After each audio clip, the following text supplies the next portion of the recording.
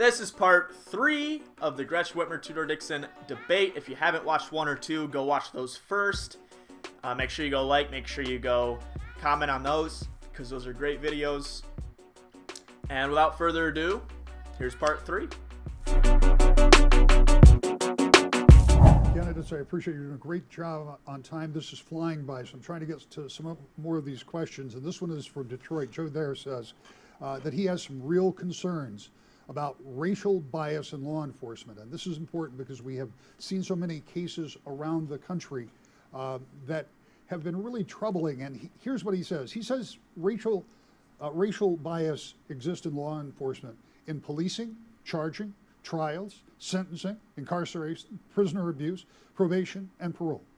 If you would please ask a question about criminal justice system racial bias reform in Michigan. First, Governor, do you agree with that assessment?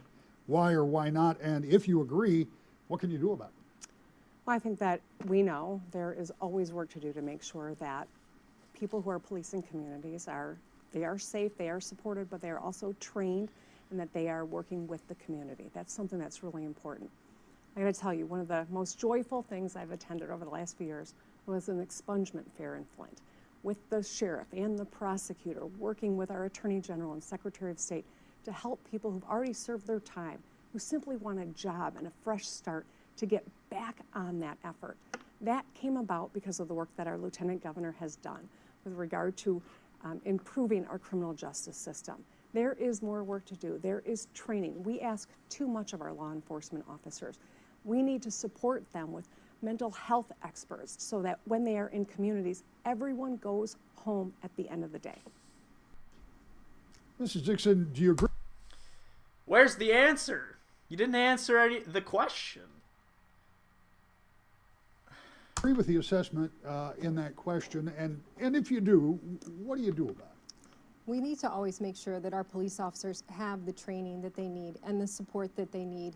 What we're seeing in the state of Michigan is many of the communities that used to have police officers rise up out of them, and then they would become police officers in their own community, which is so important and so valuable to our local communities. They've stopped doing that because of this rhetoric of defund the police that you've heard across the country, because people have demonized our police officers and made this a career that people don't feel comfortable in anymore.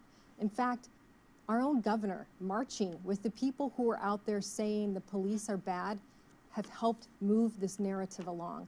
It's hard for our police officers and it's hard for our community. I think not only do we need training in our police departments, but we also need to bring our police officers into our schools to make sure our young kids feel comfortable around our police officers. Governor, take 30 seconds and respond, please.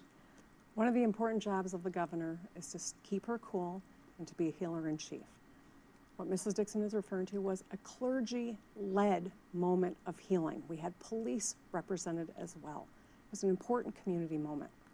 What won't heal the divide is someone who makes a rush to judgment, like Mrs. Dixon did when the altercation and death of Patrick Leoya happened here in Grand Rapids. That won't fix problems. We need to support good cops. We gotta make sure communities are safe. We can and must do both. Mrs. Dixon? As I've traveled around this state, I've had police officers tell me time and time again, too often, Governor Whitmer criminalizes the police and glorifies the criminal. She comes out on the side of the person who's trying to harm our cop. She is someone who does rush to judgment. This is a real problem when you have your police officers out there in the line of duty in danger every single day. She's right. I'm going to support our police officers. I will always have their back. I will always make sure that they know they are safe in this state. This question will go right along with what the two of you have already addressed. Goes first to you, Mrs. Dixon, with 60 seconds. Where crimes are committed. By the way, what she's referring to, Patrick Leoya, he's a 26-year-old refugee shot in the back in Grand Rapids. They fired a taser at him. They missed. He ran away. The police shot at him, killed him. And the officer was charged with second-degree murder. So, it was a sick man who killed a guy and is now sitting in jail. You can't. Why are we attacking the state police for that? They did their job by putting a bad officer in jail. with guns, that involve guns, and the question arises, how do you keep guns out of the hands of people that would do bad things with them? Given the recent U.S. Supreme Court ruling, the state's ability to make gun laws may be somewhat I limited love because this of the Boone debate. Let's decision, do it. But Me and you, no Gretchen. matter what, when you see I'll be Tudor for this one. firearms-related crimes, when you see gun violence, what, if anything, would you do to change Michigan's existing gun laws or create new ones, again, with the codicil about the Supreme Court? 60 seconds. One of the biggest problems that we have in the state of Michigan is that we're letting people out too easily. People commit gun crimes and then they're back out on the street. This is a problem for our police officers too. They're afraid to even arrest these guys for fear they're just going to come back out and target them. And we've seen that happening. Police officers across the state tell me that they are now being ambushed as soon as they're out on the job. This is catastrophic. We need to make sure we are tough on crime in this state. This idea that you're going to take guns away from law-abiding citizens and somehow that's going to keep them out of the hands of criminals, that's never going to work. We have to make sure that we are tough on crime. When we find someone who commits a gun crime, they need to be put away.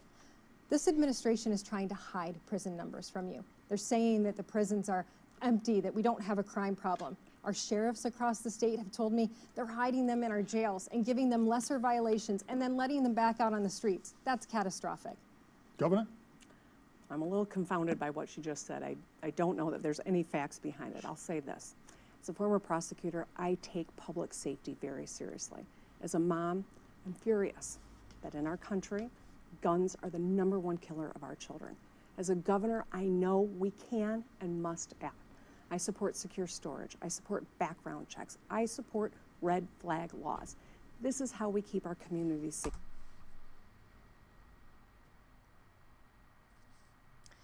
I don't know what to say to this.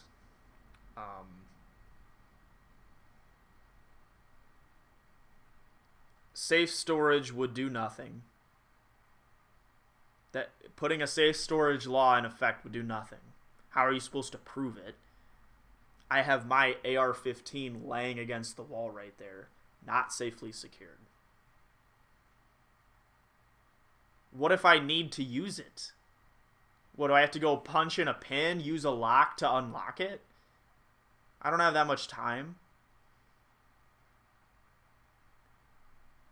A safe, secure law wouldn't do anything. How are you supposed to prove it?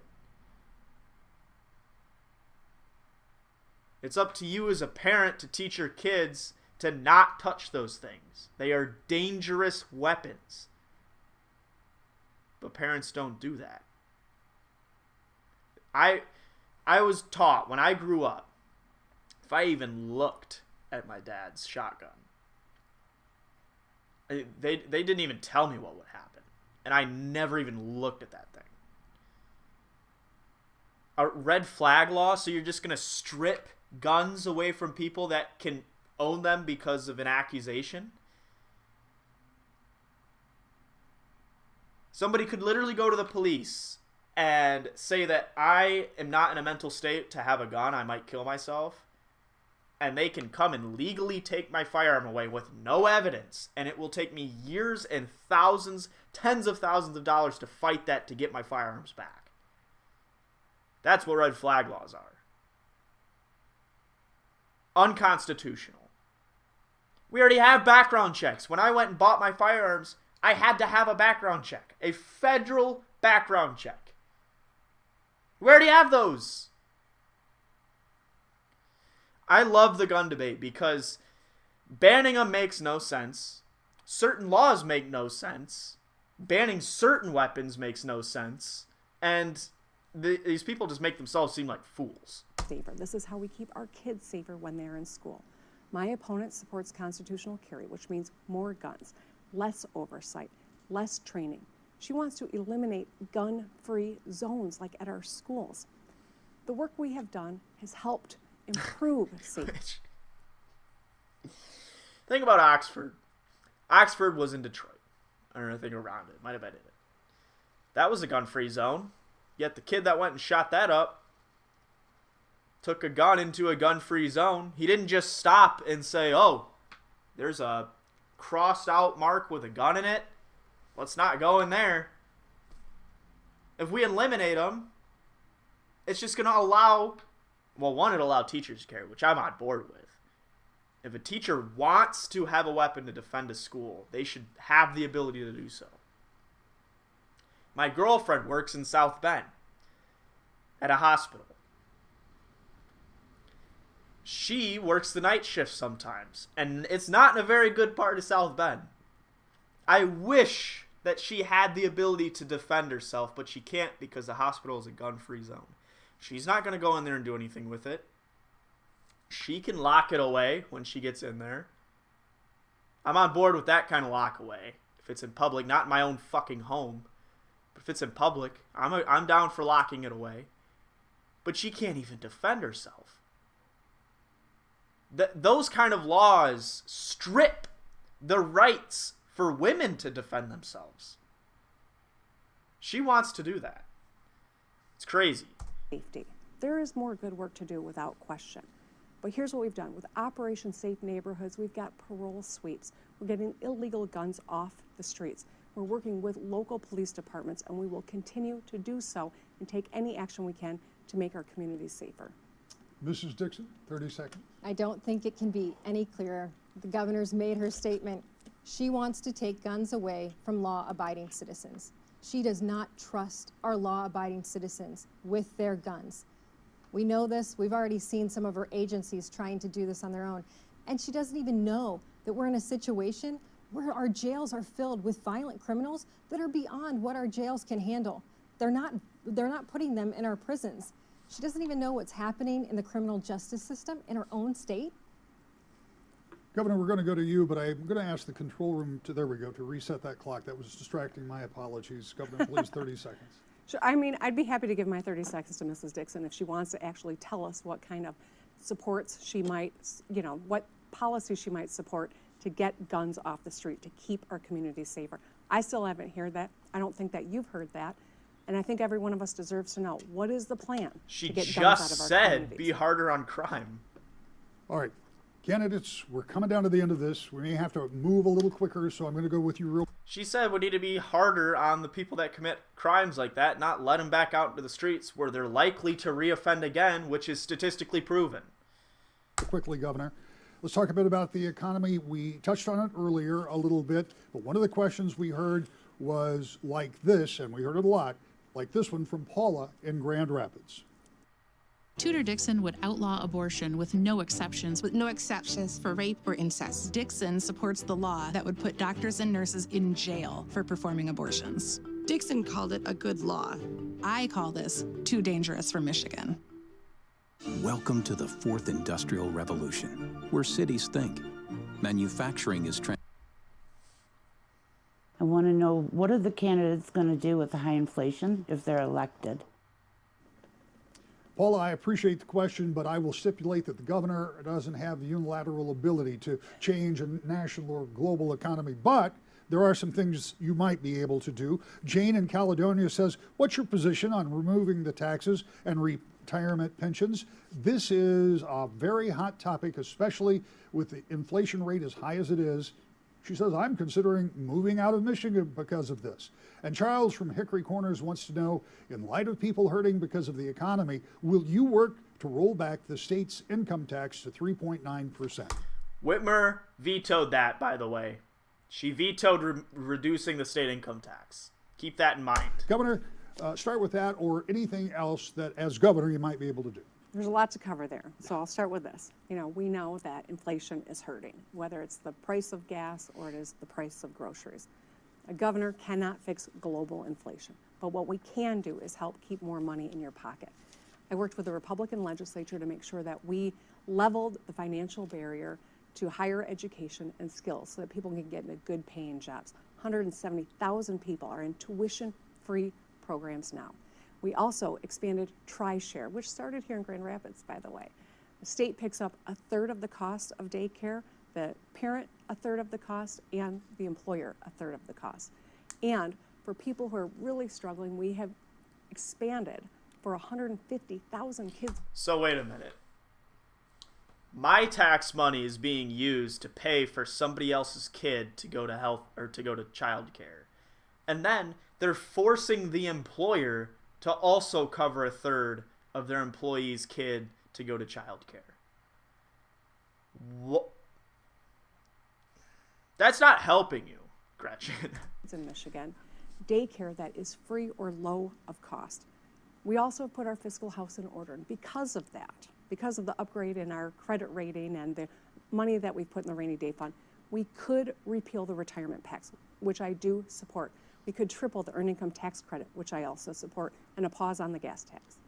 Mrs. Dixon, can you tell me Why'd you veto it? what you think the governor could do? Because obviously She vetoed the pause on the gas well, it's very tax. interesting that they asked about the pension tax because the governor stood here 4 years ago and said that she would, that would be one of the first things that she would do, would be repeal the pension tax, and that hasn't happened in the 4 years that she's been governor. In fact, the other question was, would you try to get the income tax down to 3.9? The governor was actually offered 2 different reductions in the personal income tax to get money back in your pockets, but she vetoed both of those. It's not surprising. This governor has vetoed more bills than any governor for the past 70 years. So it's not surprising. She also had the opportunity to give you a gas tax holiday, and guess what? She vetoed that as well. In fact, Michigan Just right said now that. has some of the highest gas tax in the nation. We have some of the highest gas prices in the nation. She hasn't come out and said $4.50. she's gonna give you a gas tax holiday now. If she had done it before, you wouldn't be suffering so badly now. Gretchen Whitmer wants you to pay more for gas to force you into electric vehicles. 30 seconds, go. Okay, that might be a little far. I don't think that's the reason. She just wants more money. I don't even know how to respond to that. I'll just say this, Mrs. Dixon party I'm has with been Gretchen in on that control one. of the Michigan Senate for 40 years. I know she hasn't lived in Michigan that long, but I'm not here to play games. When the legislature sends me a bill and tells you they've cut your taxes, but they know secretly none of it even goes into effect until 2023, I don't play those games. I veto those games. You deserve honesty. You Why? deserve solutions. You deserve leaders who can work together and deliver for you and your family. That's what we've been doing. When we talk about inflation, you should ask the governor where she stands on line 5 and your gas prices, because she has made it very clear that she wants to shut down line 5 and will do anything to do so. Even though Joe Biden says no, she's still trying to shut down line 5 today. Line 5 would raise the cost to heat your home. It would raise the price to fly out of our Detroit airport in a time we need economic development, and it would raise the cost of gas for your car. But she doesn't care about money in your pocket. She likes the political benefit. Candidates, we've come to the final question in our debate. We will have enough time to complete it, but I need you to stay on time. 2019, the legislature passed, the governor signed reform of auto no-fault insurance. It came with a promise of lower premiums and choice in the coverage that you had. A $400 rebate from the Catastrophic Claims Association followed this spring. One of the consequences was a reduction in attendant care. That's for long-term health care for people who have been injured. Now, this is going through the courts. It's going to go to the Supreme Court, but it cut those payments by about $45, which had a real impact, obviously, on families that depended on those. And Heather in Spring Lake wants to ask this. I would like to know what each candidate is going to do about fixing the auto reform bill for the injured victims that were injured before the auto reform. My son was injured in 2014 and has been affected by the auto reform bill. Mrs. Dixon, 60 seconds, please. Well, as you said, there is a lawsuit in the courts right now, and we're seeing that they're saying that this was a contract that has to be upheld. And so that is very good news for the victims of this situation, but we probably need to talk to the legislature to see if we can go further. There's always bills where there's unintended consequences. We're losing a lot of our healthcare workers because of this. We have the opportunity to work with the legislature to see if there's something that we can do. The governor will tell you that she's the one that gave you those $400 checks. What she's not telling you is that she's also giving you the bill. You're going to end up paying $48 back for every vehicle because this was too fast. She knew that these victims were looking for compensation, but she still gave this out to try to buy your vote. That's what she's doing at the end of this election.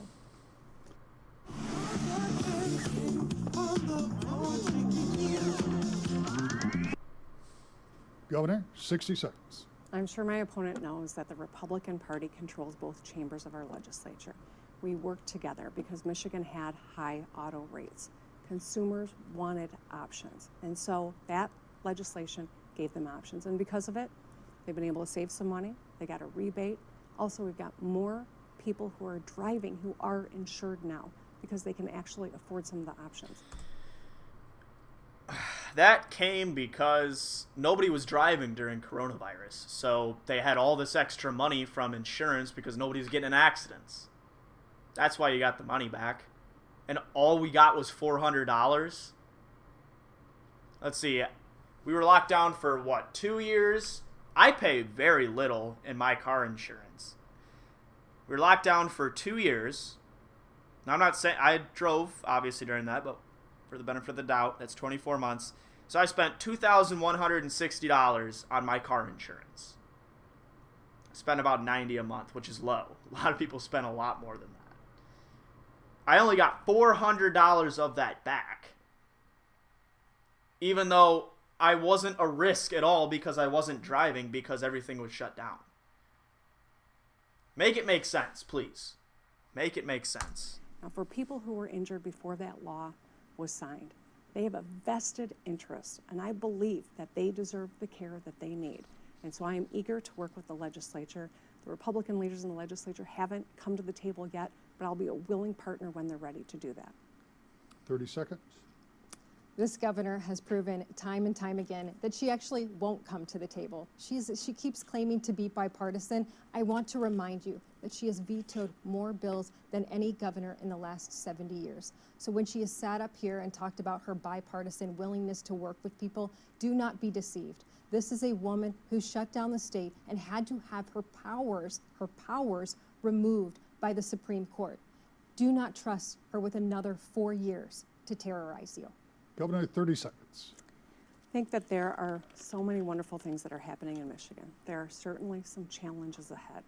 I will continue to work with anyone who wants to solve problems, not just score political points with rhetoric, but actually come to the table with alternatives. I've heard a lot of complaining and grievance tonight. What I haven't heard is alternative solutions. That's what I'm always going to stay focused on, and I'll work with anyone who brings that attitude and wants to solve problems regardless of what side of the aisle they come from. Candidates, we have come to the end of the question part of our debate. I thank you all for addressing those issues and highlighting some differences between the two candidates. It's good for the folks who are getting ready to vote. You've got 90 seconds left. Governor, you have the first closing statement. Well, thank you, Rick, and thank you all for tuning in. This election is a choice about our future, and I will always welcome honest dialogue. I think what you heard from my opponent tonight is divisive rhetoric to pit us against each other for her own political gain. I don't have time for that. I don't think you do either. These are serious times that require leaders who can solve problems and work together to make your life a little bit better right now. I want to continue to move our state forward, to make Michigan a place that can attract young talent and keep them here, to make sure that women have the right to make their own decisions about their bodies and their health, to ensure that Michigan is a place where every person is respected and protected under the law. It's the Michigan I want for my children and for yours. We cannot trust our future to dangerous people who peddle conspiracy theories, to people for whom problems are more politically valuable than solutions, to people who think they only win if someone else is losing. We don't have time for that. This is a great state, and our future is bright, and I'll work hard every single day to make sure of it. I'm asking for your vote in this critical election. Thank you, and good night. Mrs. Dixon, you have the final word. The governor would like to forget how hard the last 4 years have been with Gretchen Whitmer. She's shown us who she is. She stood on this very stage and said she wouldn't raise taxes. And she tried and tried and tried again to raise your taxes over and over. She also said that she cares about women, but she would gladly put little boys in your daughter's locker room. She also said she cares about parents, but she hasn't stood for parents who have said, why do we have adults whispering sex and gender into the ears of our little kids? This governor's policies are radical, dangerous, and destructive. Crime is up, jobs are down, schools are worse, and the roads didn't get fixed. That's what happens when you hire a radical career politician. You go in the wrong direction. Lansing needs common sense. We need to make sure we stop strangling our businesses and we help them to create jobs, we help them to increase salaries, and we help them to be prosperous. We need to tell our parents, we've got your back. We want you to have the final decision on what's happening in your child's education.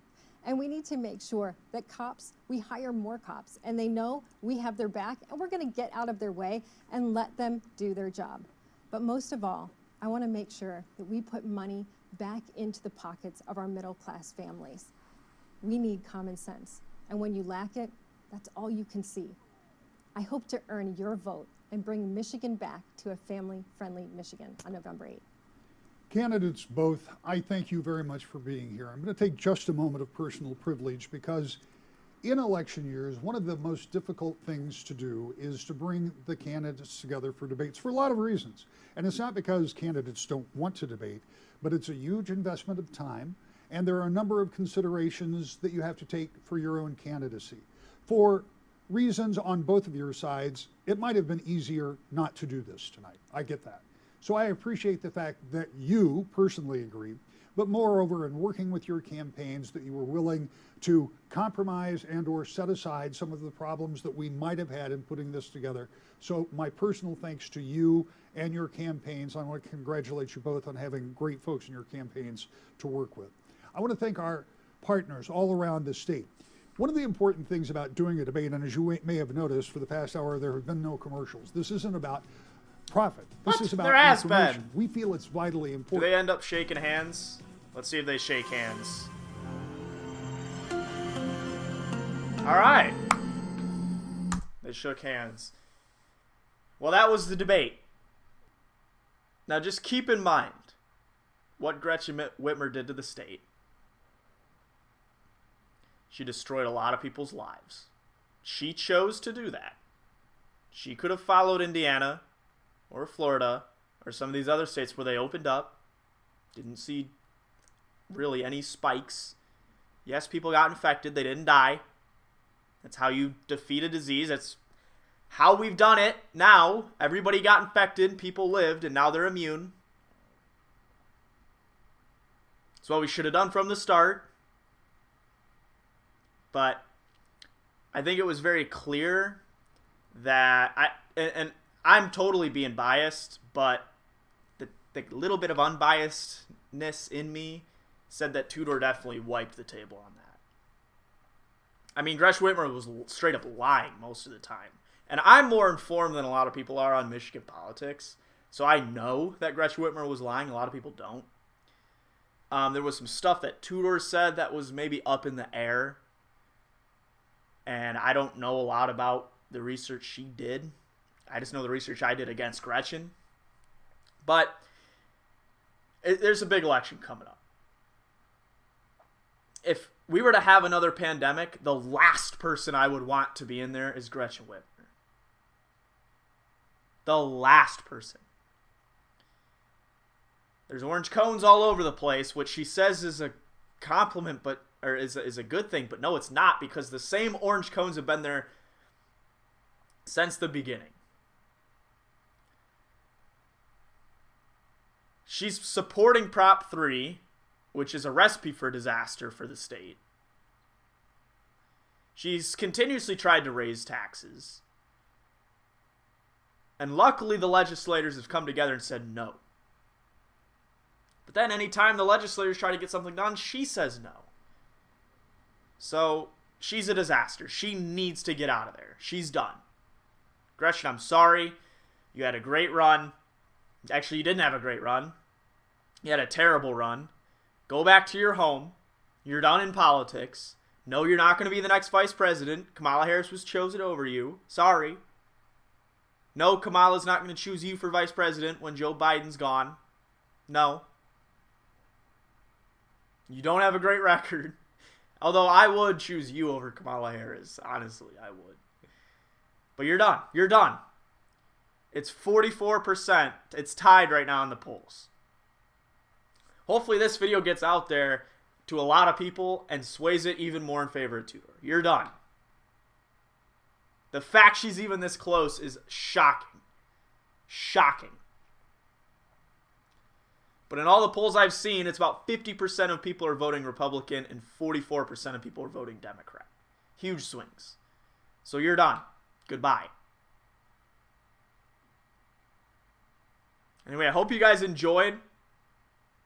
Please leave a like, leave a comment, share this with people. I'm going to be posting more videos coming out about Michigan politics up until the election, and maybe we'll get into more broad things. But yeah, make sure you hit that subscribe button. Thank you so much, and have a good day.